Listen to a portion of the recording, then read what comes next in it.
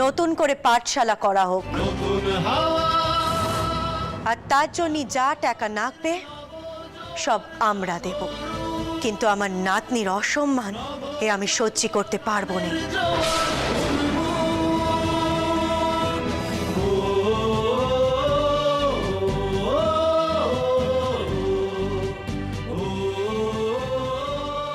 ঘরে বয়ে এসে তার নামে ছড়া কাটা, সে ধম্ম নষ্ট করেছে বলে তাকে বদনাম দেওয়া, এ আমি মোটে সহ্য করব না।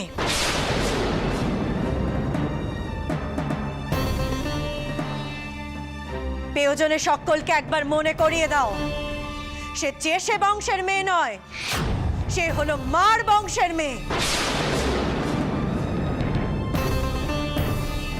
তার একখানা সম্মান আছে।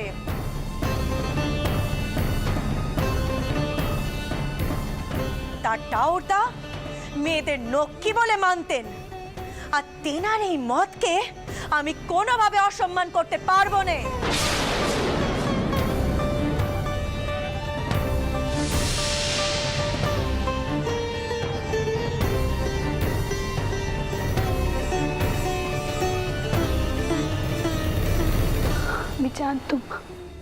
আমি জানতাম আপনি ছোট খুকির মান রাখবেন, আমি জানতাম।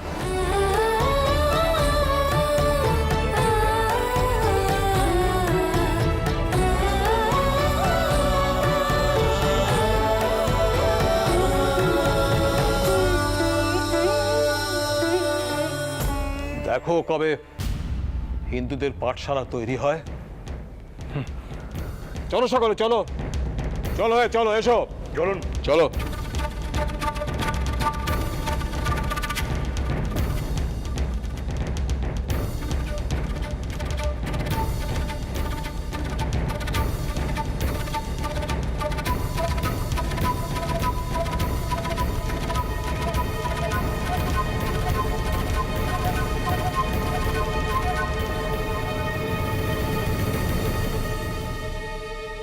আমি শুধু একখানা কথা বুঝলাম না, যে ভদ্রমহিলা সুদূর বিলেত থেকে এসে আমাদের দেশে মেয়েদের জন্য এত কিছু করলেন, তার অপরাধটা কি ছিল?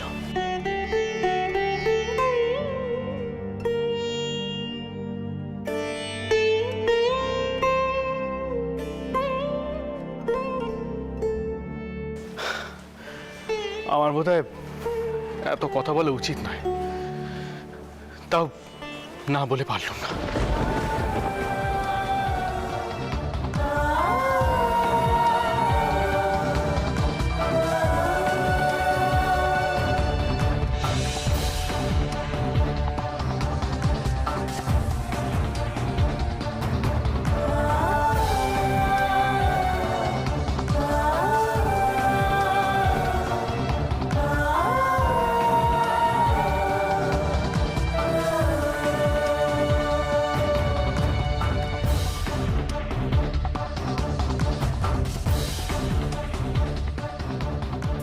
ছোট খুকি কাঁদিস না, চ ঘরে চ চ।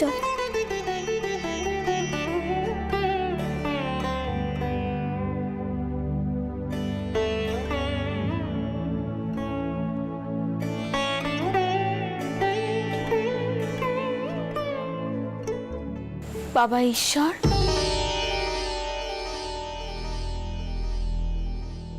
মথুর বাবুর এই প্রশ্নের উত্তর আমার কাছেও নেই পিসমা।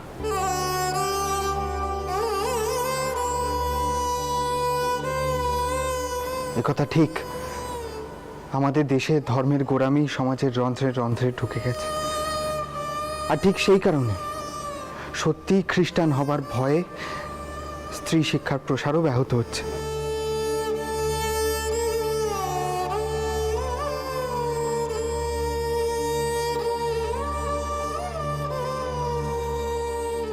হয়তো হয়তো একদিন কেউ আসবেন যিনি সাধারণ মানুষকে ধর্মের প্রকৃত অর্থ বোঝাতে পারবেন।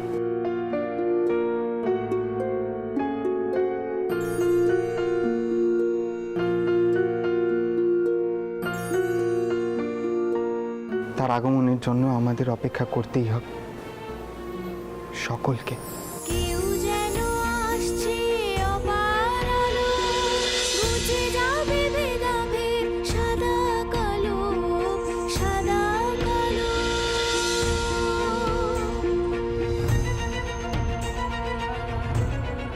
বারবার আমারও তো মনে হয় যে রঘুবীর এমন কোনো মানুষকে পাঠাবেন, কিন্তু কই, তার দর্শন তো আজও পেলুম নে। কবে পাবো তার দর্শন?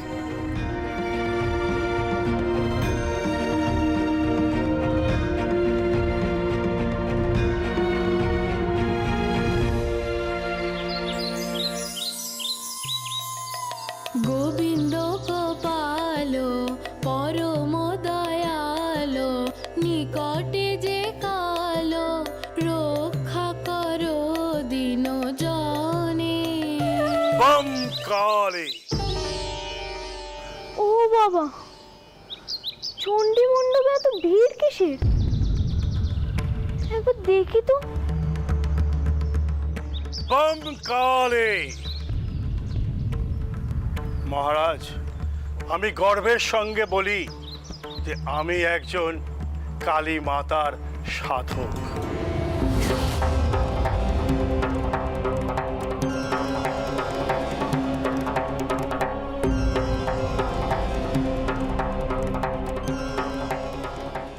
শক্তি সাধনায় আমাদের সাধন পথ অতি কঠিন। আপনারা যাকে তামসিক বলেন, তা হলো তন্ত্র সাধনার এক অতি গুরুহ মার্গ। এর তেজ সবার সহ্য হয় না। আমাদের তন্ত্র সাধনাকে বোঝা সবার পক্ষে সম্ভব নয়।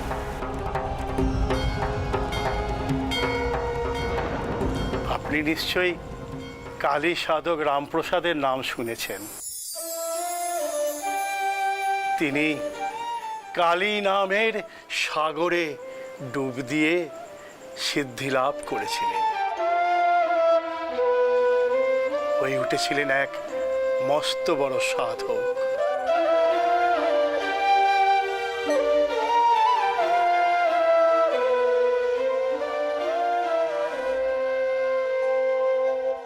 ডুব দে রে মন কালী বলে, হৃদিরত না করে রগাদ জলে। ডুব দে রে মন কালী বলে, হৃদিরত না করে রগাদ জলে। ডুব দে রে মন কালী বলে।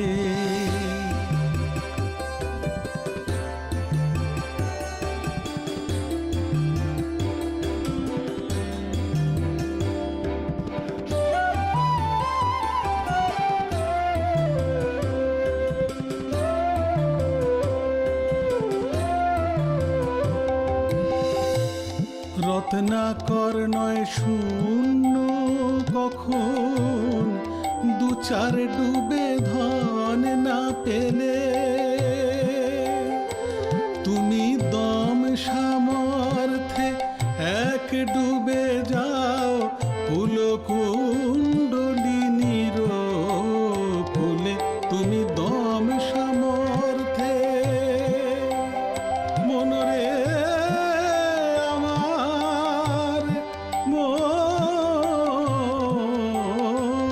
তুমি দম সামর্থ্যে এক ডুবে যাও, ফুলকুণ্ডলিনীর ফুলে। ডুব দে রে মন কালী বলে, ডুব দে রে মন কালী বলে। জয় গুরু, জয় গুরু, জয় গুরু। কালী সাধনা যদি এতই বড় সাধনা হতো, তাহলে ঘরে ঘরে এই গানই হতো। তা কি হয়? হরিনামী জগৎ মাতায়। কই গো গোসাই, দুকলি শোনাও দেখি।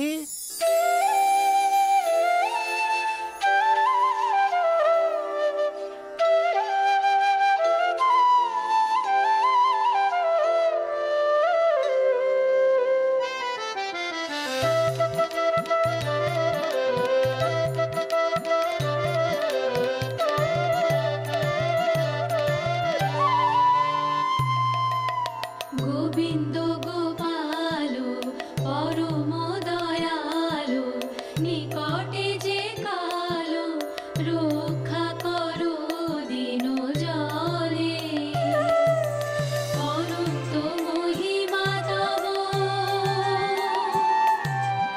অনন্ত মহিমা তব মোরা কি জানি হে সব থাকতে পারি শুধু মগ্ন যে ধ্যানে মগ্ন যে ধ্যানে মগ্ন যে ধ্যানে।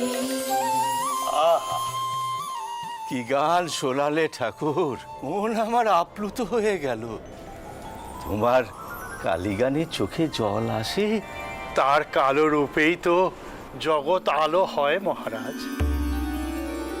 তিনিই তো আদি শক্তি। তার কৃষ্ণকোষ ত্যাগ করেই হয়েছিলেন দেবী শক্তি, আর কৃষ্ণকোষ পুঞ্জীভূত হয়েই হয়েছিলেন দেবী কালিকা। জয় মা।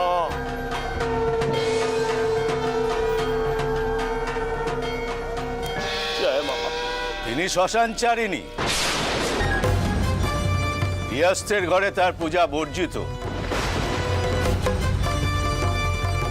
ঘরেই যদি পুজো না করতে পারলুম তাহলে ঠাকুর কিসের? থামুন মহারাজ।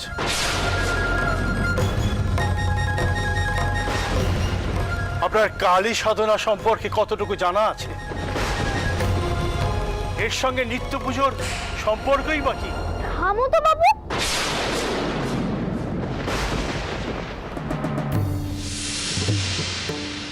এত গোল কিসের শুনি? আমার তো কৃষ্ণ নামেও চোখে জল আসে, কালী নামেও এলো।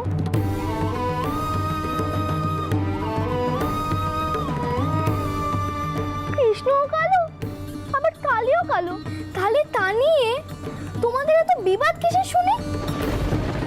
তেনারা তো দিব্যে মিলেমিশে আছেন, আর এখানে আমরা মিথ্যে ঝগড়া করে যাচ্ছি, কে বড় আর কে ছোট তা নেই। এমনটা আর কতকাল হবে শুনি? একদাই, তুই কেন এর মধ্যে কথা কইছিস? বলছি আপনারা কিছু মনে করবেন না, ছেলে মানুষ, মাফ করে দিন। গদাই, তুই কোনো কথা কইবি না, তুই কি বুঝিস তক্কের? কিন্তু রামকুমার, গদাই ছোট হলেও লাখ কথার এক কথা বলেছে। না না, দেখো আমরা কেউ কোনোদিন এত ভেবে দেখিনি এই কথাটা। হ্যাঁ ঠাকুর, ও ঠাকুর, তুমি বলে দাও তো কে বড়? এই তর্কের একটা মীমাংসা হওয়া দরকার। এ তোমরা কি কইছো গা? আমি তো মূর্খ মানুষ, আমি এই তর্কের কিছু বুঝি? আমার শুধু মনে হয় দুয়ে কোনো তফাৎ নেই গা। যে নামেই ডাকো না কেন, সে তাকেই তো ডাকা হবে।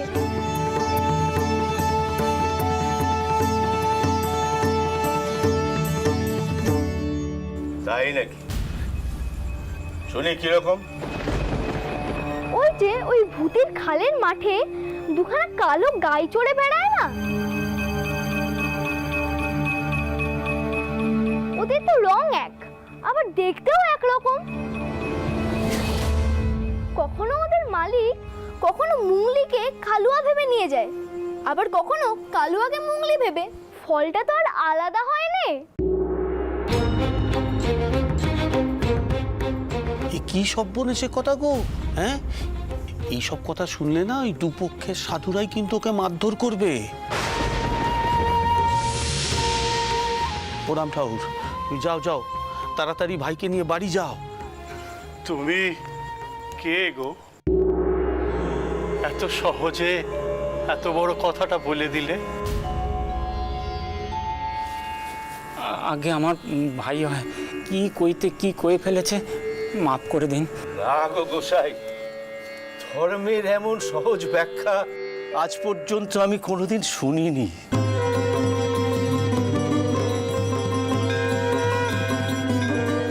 সত্যি তো, কি নিয়ে আমরা তর্ক করি? গদাই, চল চল ঘরে চল, চল। ঠাকুররা, আপনার নাম, আমি আসি। চল চল ঘরে চল। হ্যাঁ রে, হ্যাঁ তোর মাথা ঠিক আছে? হ্যাঁ, কখন যে কোথায় কি করে ফেলিস ভাগ্যে সোনারা রেখে যাননি। চল চল ঘরে চল, চল বলছি চল।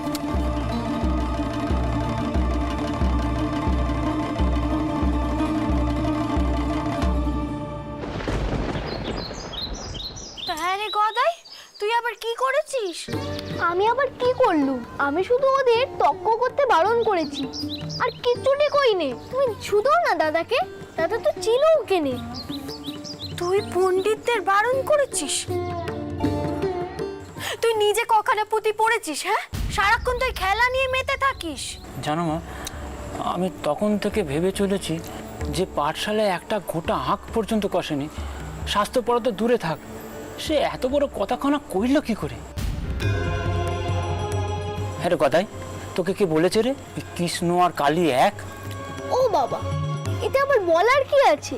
গায়ে তো একটাই দিঘি, কেউ তাতে জল তোলে, কেউ বাসন মাজে, আবার কেউ গা ধোয়। তেমনি কেউ কৃষ্ণ রূপে ভাজে, আবার কেউ কালী রূপে। সেই দিঘিটা তো একই থাকে, তাই না দাদা?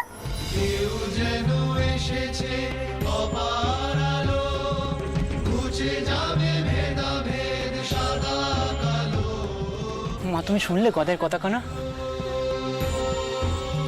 ও বাবা, এ কি শুধু কথার কথা নাকি গো? এটাই তো সত্যি। দেবতাদের না কোনো ভাগাভাগি নেই, যত ভাগাভাগি শুধু আমাদের। আসলে কি জানো, আমরা না শুধু নিজেদেরটাই দেখতে পাই, ধুলি পাতা ঘোড়ার মতো। তাই জন্যই তো এত বিবাদ, এত নালিশ।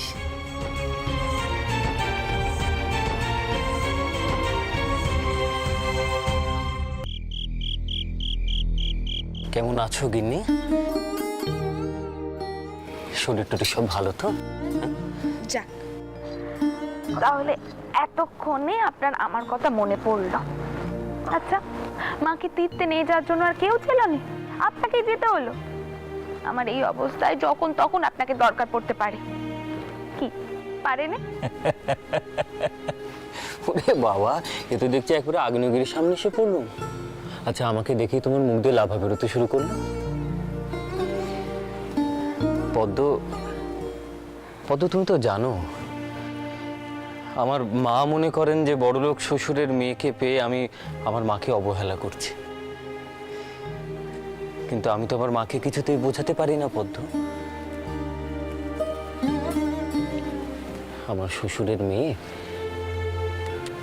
তার প্রেমের জালে আমাকে এমন ভাবে আটকে রেখেছে, সেই জাল ছিঁড়ি সেই সাধ্য কি আমার আছে?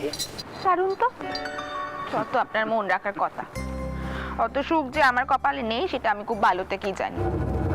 জন্ম থেকেই তো দেখে আসছি সবার কত আদর, কত যত্ন। আমার কপালে সেই সব জোটে নেই। আমার তো জন্মই হয়েছে অন্য লোকেদের গালমন্দ খেতে আর চোখের ওপর অন্যদের আদর যত্ন দেখতে। আর অন্যদের কি কইছি, আমার নিজের মাই বাপ আমার ঘরে কবার আসে। পদ্ম, পদ্ম তুমি নিজে মা হতে চলেছো পদ্ম, এখনো তুমি এই সমস্ত কথা। পদ্ম, আমি নিজের চোখে দেখে এলুম পদ্ম, ঠাকুরমশাই এসেছেন, তোমার স্বাদের দিন স্থির হতে চলেছে। আর জানো পদ্ম, মা নিজে দাঁড়িয়ে থেকে সমস্তটা তদারকি করছে, সত্যি বলছে। সেসব করছেন কারণ করতে হয় বলে, আর কোনো কারণ তো নেই। আরে এই অবস্থায় নিজের বড় মেয়েকে অবহেলা করলে চারটে নোক চারটে কথা কইবে, সেগুলো শুনতে হবে, তাই মা সব দেখিয়ে দেখিয়ে না করছে। না পদ্ম, তা নাই, তোমার ভারী অন্যায়, তুমি বুঝতে পারছো না। বাবা রামচন্দ্র, হ্যাঁ মা আসুন। না না বাবা, আমি এখন ভেতরে ঢুকবো না, আমার এখন ডের কাজ বাকি আছে। কালই কিন্তু স্বাদের তারিখ আছে, এই মাসে কাল ছাড়া স্বাদের তারিখ নেই, তাই কালই স্বাদ কানা দিতে হবে। তুমি তোমার মাকে এক্ষুনি খবর পাঠাও। আগে মা তো সবে তীর্থে গেলেন। হ্যাঁ তাই তো, একদিন আগে হলেও তো তিনাকে বলা যেত। তুমি বরং এক কাজ করো বাবা, তিনাকে একখানা পত্র পাঠাও। একটা দিন আগে কি পদ্মমণির কথায় সংসারে কারোর মাথায় ছিল? তখন তো সবাই ছোট কুকি নেকা পড়া নিয়ে মেতেছিল। আমার দিকে তো কারোর হুঁশ অব্দি ছিল না।